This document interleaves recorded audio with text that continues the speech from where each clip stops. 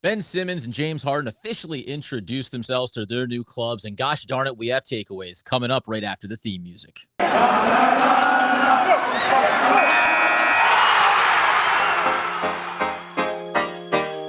You are Locked On Nets, your daily Brooklyn Nets podcast. Part of the Locked On Podcast Network, your team every day.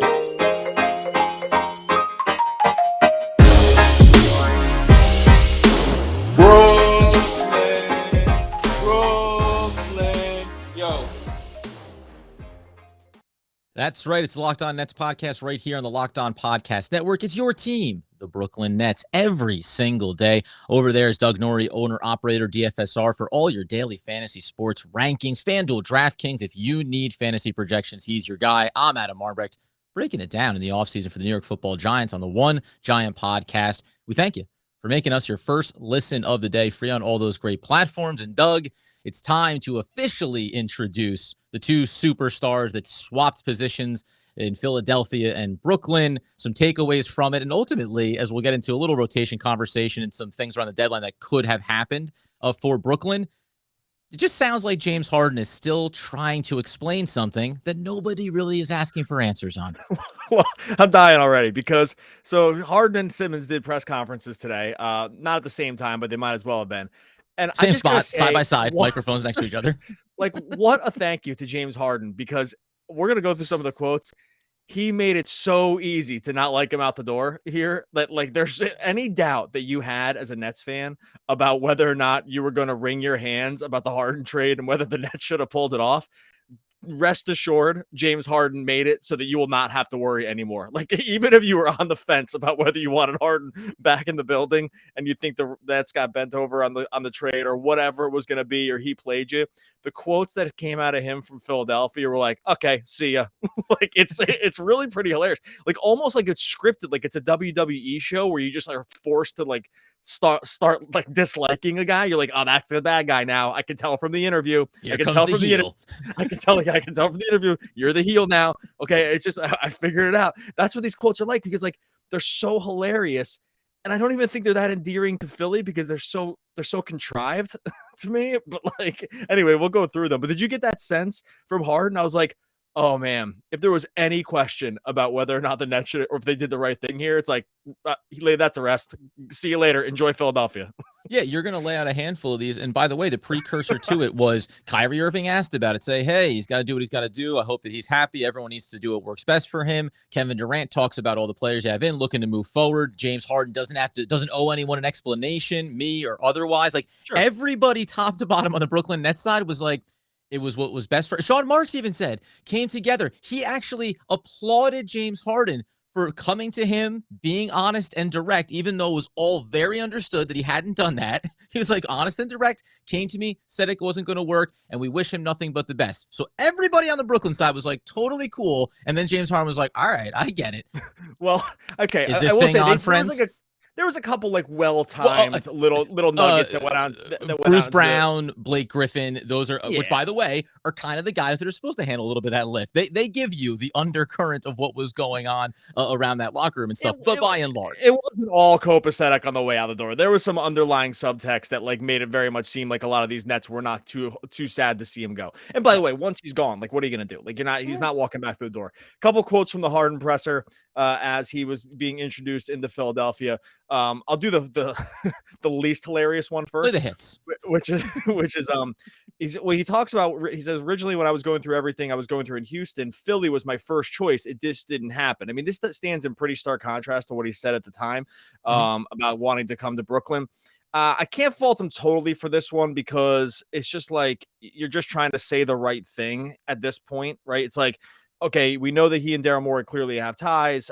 Whether or not Tillman Fertitta didn't want to do the deal with Morey specifically because he didn't want to give like Morey any kind of lift, who knows? We're not really sure about what all the little pieces that went around for it. Maybe it was the Philly piece was his number one, and he's never going to say that when he comes to Brooklyn and say, man, it's nice to be here in Brooklyn. But right down that turnpike's looking pretty nice too. Am I right? Like, I get why they have to say it. You also don't have to say anything. You can just say you're happy to be here now. So it's like, it's a little, that's why I find it a little weird to rewrite history or to like cross off the thing that everyone already has the receipts about. Because like, there's no way. I mean, do you think that's true that was always what he wanted to be, or should he have just said, maybe we shouldn't even debate what he said, but like, there's like no way that's true, right? At the time, it was like so clear that Durant and Irving seemed like the answer. Well, here's what I think. Even about where he is now in Philadelphia, and I don't want to go too heavy-handed around it, but I think at the time he didn't want to be in Houston anymore. He wanted to go win a championship somewhere. So any number of places would have been viable for him to want to go to. Sure. When the opportunity came up in Brooklyn with Kevin Durant and Kyrie, he said, "All right, here we go. There's two superstars. It won't be as hard for me. I'm going there. That's what I want." Now, whatever changed over the length of time that he was in Brooklyn, then he looks around and goes, "Well, where do I know somebody? I know that Morey's now in Philly. That's viable. They have a superstar. Maybe I want to go there." And that is kind of his pattern of like looking around and being like, maybe this is better. I don't know. I'll see when I get there. And if it's not so good, maybe I don't want to be there. So there's actually a couple little footnotes after you go through his quotes about his transition down to Philly as well that gives you a chuckle anyway. So I don't know. I'm not going to get inside his head there, but it's also just weird. Like, why even bother? Like you say, I'm here now. I'm very excited to win a championship with the Philadelphia 76ers. All right, here's the more hilarious one, though. He's talking about just like player empowerment and, wanting to like, how the superstars can sort of dictate their path in the NBA now. And that's very clear. Like, that's not a James Harden thing. We've seen this from multiple people over the years now, guys just like demanding out of situations. It's kind of what just happens now, honestly. Like Kawhi, AD, like this is just what happens in the NBA. But which is fine. I don't really actually care about that. Like, that's just the landscape of the NBA. It is what it is. And I don't really have a really big problem with it. But this quote that came out next was pretty funny, where he says, we meaning Philly can control our own destiny. I needed to be around guys that I know want to win and are willing to do whatever it takes to win. So I'm like, okay, I can't even squint to see this one because he was literally. First of all, it's a direct pot shot of Kyrie. Like that's I would say like that's almost no doubt that this is a sub quote of like what he feels about the Kyrie Irving situation. Even if that's the case, like you can't even make that, like you can't even subtext that around Kevin Durant because go find a player in the NBA that wants to win and has won as much as Kevin Durant like has in his career when he's been healthy, right? Because you can't look at Philadelphia and say they're going to do everything it takes to win. They've never won anything. Like they've literally not won a single thing. Like Embiid, frankly, if anything, they choked. And now maybe you want to say it's Simmons' fault that they choked last season and they sent him up. Maybe they were a basket away from taking out Toronto in the year that Toronto won when Kawhi hit the buzzer beater. Mm-hmm. Like they came close, but you can't like honestly look around and say they're going to take whatever Danny Green won a championship. That's the whole list. Like no one else in this team has ever won a single thing. So I just think it's funny because if you want to find a guy who's won championships and will do whatever it takes to win, like Kevin Durant already is that dude. Frankly, by the way, Kyrie has a championship too, but like it's just such a hilarious thing that a championship as well. Yeah, it's just such a hilarious thing that it comes out of nowhere, and I guess you're just trying to make it seem like you're the guys you're with now. First thing that comes to mind when I think of Kevin Durant is lacks a competitive spirit. That's usually, and then it goes to I don't know if he understands how to play basketball. I don't know if he's capable of winning a championship. And that's because I've never watched the sport. To your point again, these are all things that are looking backwards as opposed to looking forwards, which feels like an issue that James Harden has. Like, you've already done it. You've accomplished it. I will say in regards to the comments that are directed around the Kyrie circumstance, again, you can take issue with what the situation you came into and then what came up around Kyrie and the mandate and everything else this season. That can be justifiable. By the way, though, you could also come out and say everyone has to make their own decisions about what works for them personally or professionally. And while I may have disagreed with some of them, that's all right. That can be as much of a reason why I looked for this move as well. And I'm glad that we're all in a better place. And you don't have to sing the praises of where you were coming from. You can say, talk for yourself. I don't know if I necessarily agreed with all of it, but I can respect it. Now I'm here and I have guys that want to be a part of this process going forward in Philadelphia. It just, again, It's like he's trying to explain an answer to a question that nobody asked him.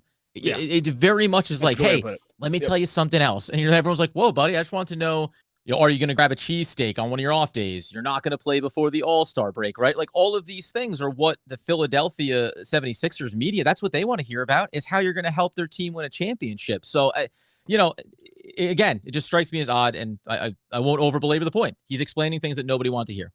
in all, like I said, it makes it easy to not have to root for the guy on the way out. And I think actually, like I said at the beginning, or we said at the beginning, it just makes it easy to know that almost no matter what, how this plays out, like you're not going to go back and feel bad about this trade. I don't think, like, you have to keep these days in mind and like these Yeah. quotes and like this stuff in mind later on when you're reevaluating the trade, because it was just so obvious that it just wasn't going to work. Like the trade, him staying here wasn't going to work based on these quotes and the things that he said.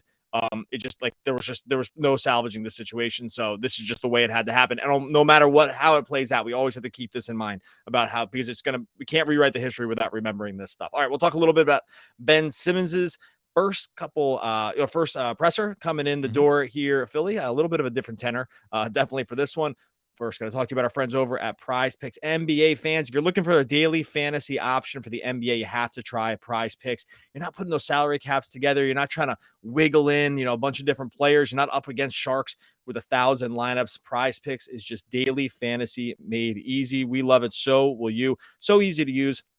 All you do is you pick 2 to 5 players and then over under on a certain projection: points, rebounds, assists, steals, blocks. You put that all together, you go over under. It's just you versus the numbers. You can go up to 10x. That's 10 times on any entry. And like I said, it's just you versus the numbers, not you versus all those sharks in the water.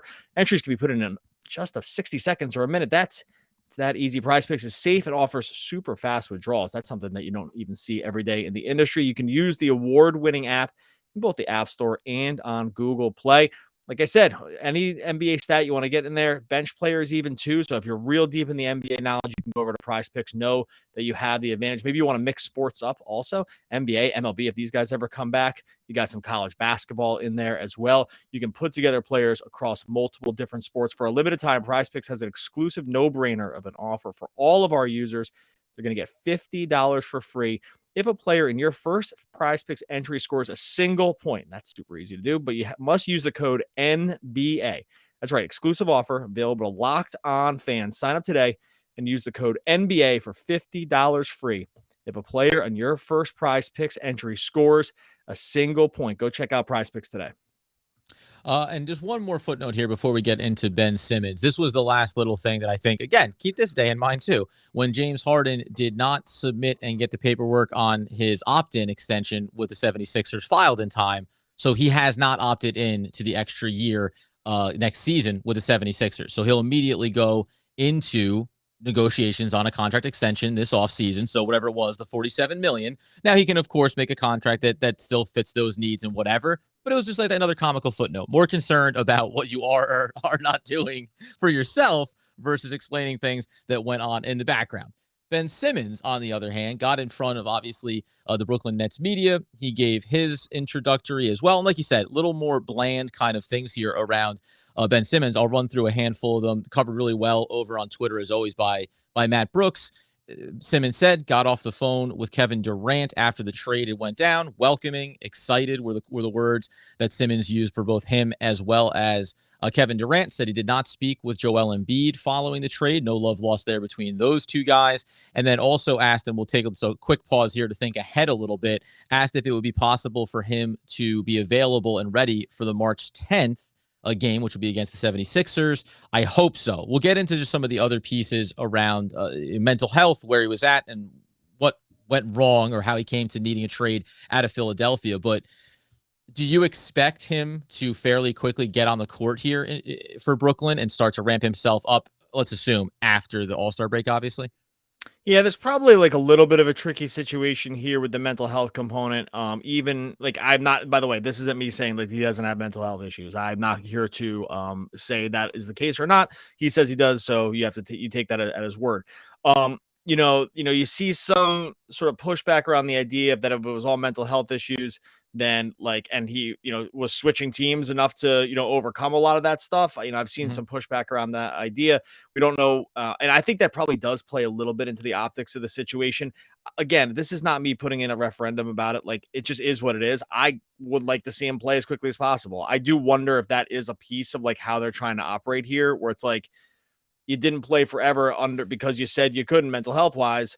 Maybe the mental health was just tied to the situation. Like, that's fair too. And like, you're out of a bad situation that you couldn't operate in, and now you can operate. I'm here. I'm fine to hear that. Also, I do wonder if like the physicality piece is less of a concern now, as like this other component where he's going to end up heading to arbitration on like fines for not playing. Like that's going to be an issue for him that goes on for a long time with Philly, because there was no money paid and there was fines levied for his lack of, taking part in what the team deemed they thought necessary for him to get back on the court. Like that's a situation that's going to play out legally. I do wonder if that's like a little bit a part of the timeline, and actually maybe even more than whatever the planned start date is. And in regards to that, when he was asked about what led to the mental health issues, because he said he was dealing with a lot of things. He essentially said a bunch of things that piled up over the years and caused him to request a trade from Philadelphia. And then he said he referenced it as personal things. So in conjunction with, we had mental health issues away from the court, and then whatever was going on in Philadelphia with the team.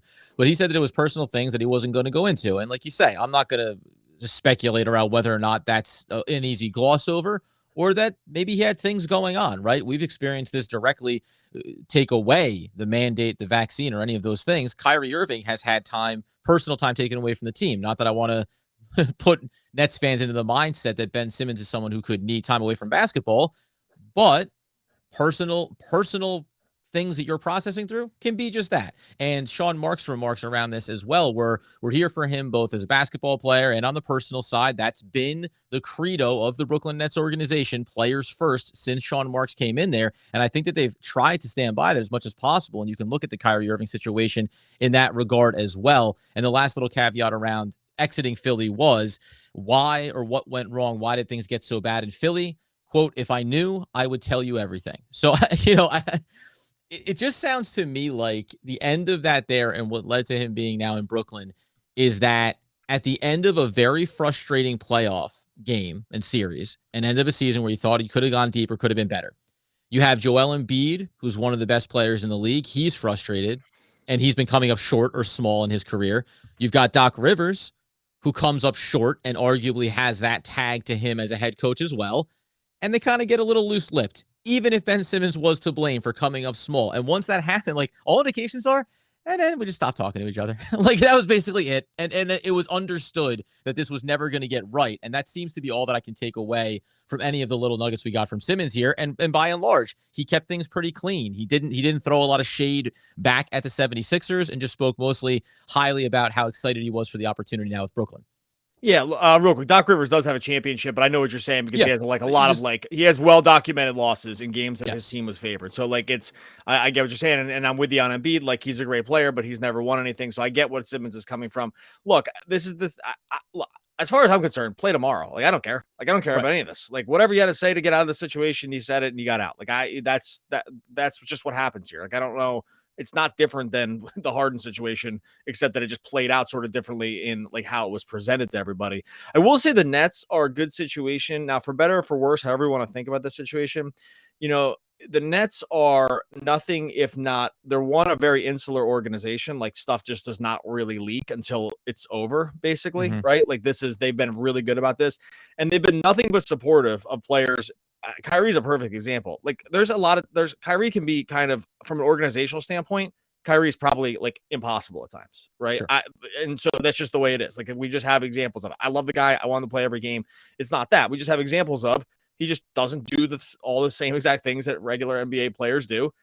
It's fine. The Nets have been nothing but supportive. And so, like, you just have to look at the organization and say they do value the player, like, almost above all. And even that the things that probably maybe are at the detriment of them winning games at times, like, they do seem to value the player more than others, or maybe not above all, but above more than most other teams you'll see would probably put in similar situations. I'll put it that way. So I think in terms of like Ben Simmons walking into a good situation, you have to think this is the ideal situation. And again, I'll tell you, I said this like a while back when it first happened, based on how this Harden thing ended, no other situation for him was going to welcome him with his open arms to the Nets situation. No other trade that happened with Ben Simmons in the NBA, short of like him going for like two random role players and like some other team just like wanting to take a flyer on him.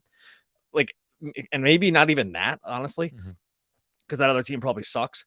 The Nets, the Nets, because the Harden thing ended so bad, it's actually the perfect situation for him at least to start as like a good guy. That would not have happened anywhere else. Like, this would not have happened in any other situation in the NBA where Nets fans are like, dude, bring it on. We love this guy already. He hasn't even done anything. So how it ends, Yeah, the I don't know. scrutiny But would have been absolutely everything would have been focused on what happened when you were in Philadelphia. Is it going to happen here again? Did we give away like, too much? Like, right, we shouldn't right. have given away all these guys. You're not worth this. Like, all this stuff that could have come up in any other real trade that could have happened, like, it's just not happening at all in this situation because Harden just did such a great job of being the heel on the way out. So thank you, James Harden. Like, he paved the way for Simmons to have at least a positive beginning to this experience.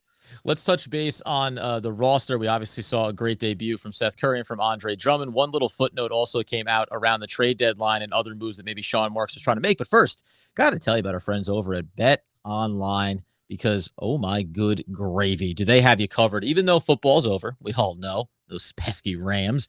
The basketball season is in full steam ahead, closing in on the playoffs. Everybody's vying for those positions. And from all the latest odds, totals, player performance props to where the next fired coach is going to land, good Lord, it's a little dicey. Let's try to give some people a chance here. Doc Rivers isn't getting fired yet. Let Harden get in there and ruin it first. BetOnline.net is going to be the #1 spot for all your sports betting needs. BetOnline remains the best spot for all of your sports scores, podcasts, and news this season. And it's not just basketball. It's, of course, BetOnline.net bringing you that source for hockey, boxing, UFC odds, right down to Olympic coverage and all those information on the skeleton run. Why not?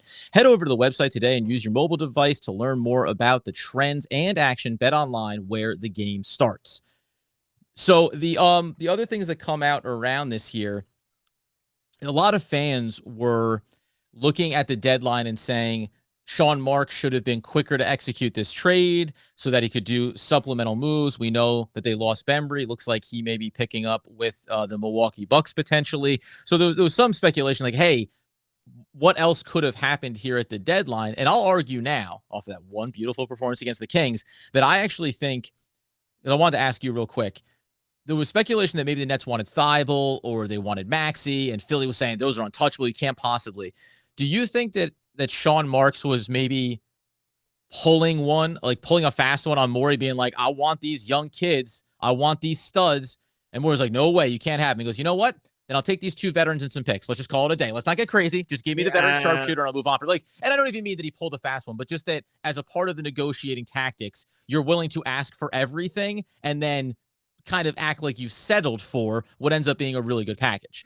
Yeah, I think that, like, you always ask for the moon. These guys are all too smart. Like, no, you're not outsmarting any of these guys in a negotiation. Like, I don't think, right? Like, the best you can hope for each of these guys is just kind of tie. Like, they all kind of get the situation. I'm not saying all GMs. Okay, it's a draw.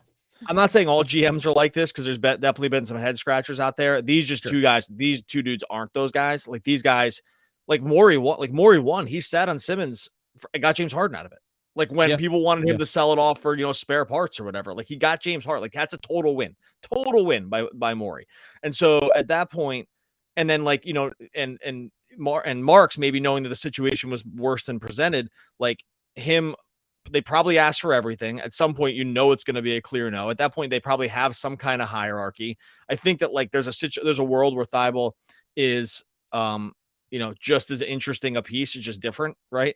Like for the Nets. So I think that, like, if anything, I think the getting Drummond out of it was the kind of the weird win. And it's not even like I totally love Drummond. It's just so funny that it's so weird that he got added in, like, and the Sixers kind of could need him. But no, in general, I think they probably just had a hierarchy, and Seth had to be on the top of it because they know what the deficiency is. The deficiency is 3-point shooting, and with a creator like Harden, like, Seth is like a little less important probably at that point, especially when you have like so much ISO and you're gonna have 2 guys who are just gonna take all the shots now. And so like in the short term, Curry is probably just more important for the Sixers. But hey, real quick, by the way, as we record this, the Sixers are losing by 47 to the Celtics. Doesn't hurt to have that happen. That's what they call a cherry on top, friends, and not insignificant. I was thinking about this about the mechanics of the playoffs and just trying to keep everybody in that pack, right? Win a couple of games here, start to get everybody integrated, and Seth Curry and Drummond to that end can be guys that can get you some wins you otherwise weren't going to get until you got KD back, let alone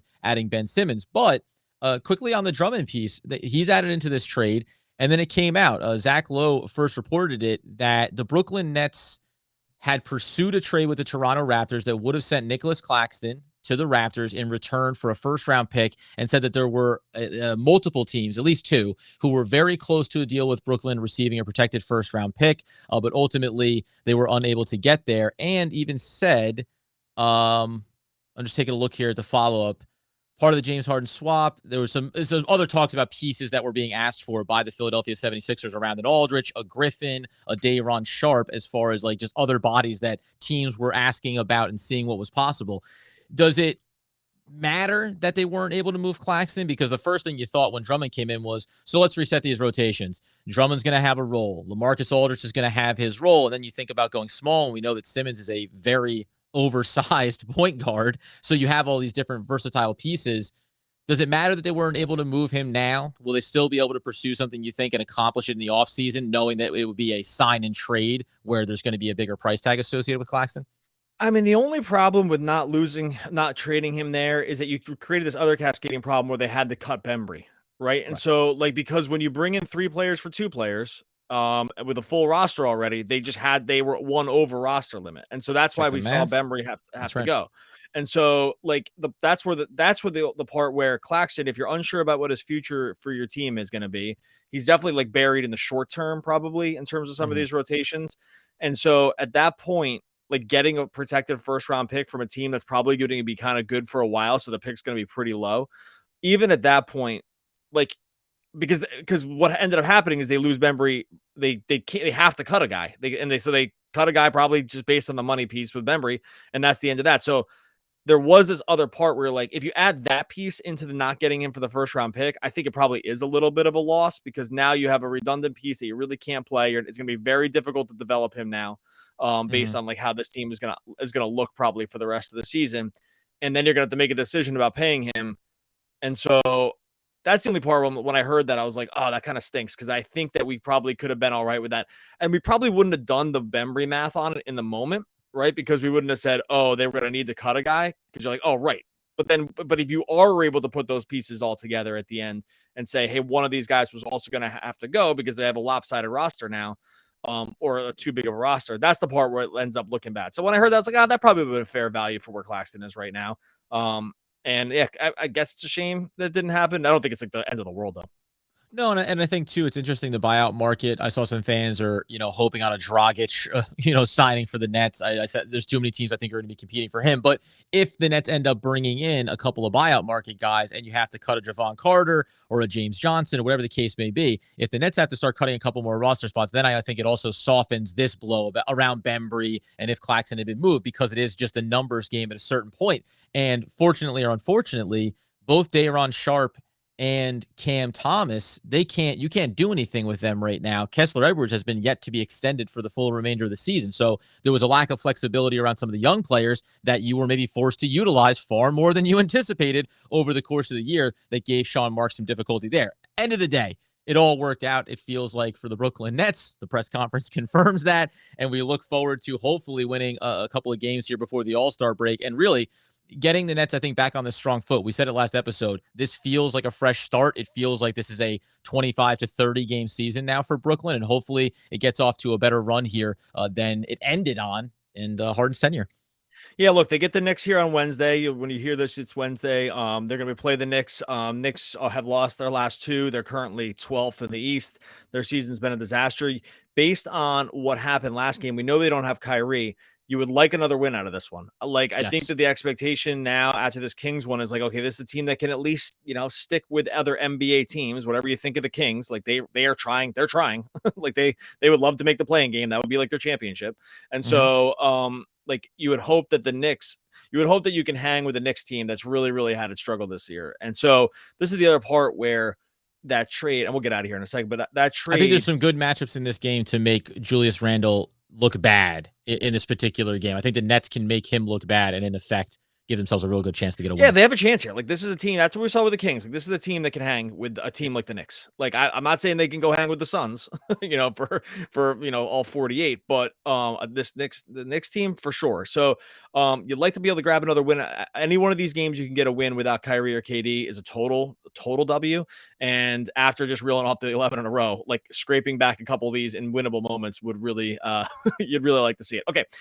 Head over to YouTube. If you look over at YouTube right now, the numbers Good went Lord. absolutely bonkers today, like easily our most downloaded day. I just appreciate everyone that jumped on and listened and downloaded Awesome. and liked and commented. Like Adam and I woke up this morning and saw the numbers climbing, and we're just floored throughout the day. Like, I mean, 3 times our biggest one, pushing again. Like we're gonna now like forget 1,000 subscribers. Now I got 2,000 in my site. So go be part of that These movement guys over coming there. in. Podcast numbers amazing too. I only say this to say it's like not bragging. It's like it is what it is, but it's just like we're so grateful for everyone who's jumped in, listened, commented, had a nice word to say, like the tweet, like the podcast, whatever. Like the numbers have just been way more than we've expected, and we're really appreciative. So subscribe to the podcast, like and subscribe over on YouTube. We're not here without you guys, so really do appreciate it. And of course, worrying about losing, it keeps you winning. That's Keanu Reeves, my friends. Oh my gosh, one of the all-time great poets. Oh, let's go Legend. watch the Matrix tonight. We'll be back again tomorrow talking more Brooklyn Nets basketball.